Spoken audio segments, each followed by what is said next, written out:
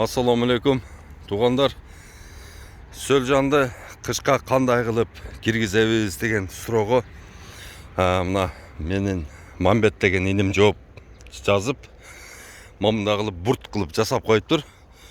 Туурасы 5 метр, узунасы 10 метр, бийиктиги 2 метр кылып, кыктык ушундай кылып эле курган кылып үйөсүздөр дагы.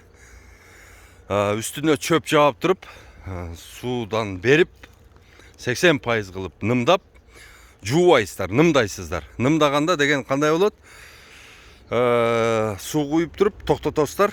3 сааттан кийин дагы суу куясыздар, дагы токтотосуздар. 3 сааттан кийин дагы суу куюп токтотуп, ошондо аябай нымдалат. Анан мына ушул жерге эле бир башынан эле картошканы отургузгандай кылып эле сөлжанды көмүп коесуздар, үстүнө суу куюп туруп. Болду, ушун менен зимний бурт ушул.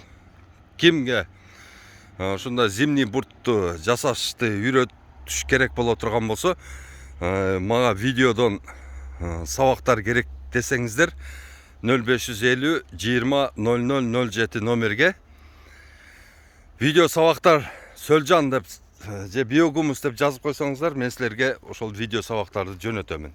Алгачкы баштай турган сабактар бар. Кандай кылып баштаса болот?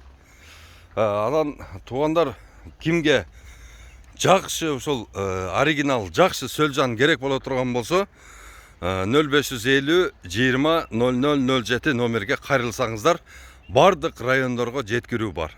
Жеткирип беребиз. Анан дагы үйрөтүп да беребиз. Кандай багышты. Мына туугандар, баштаңыздар, бардыгыбыз ушул органикалык жер семирткичтерди чыгарып, өзүбүздү органикалык тамак аш менен камсыз кылайлы.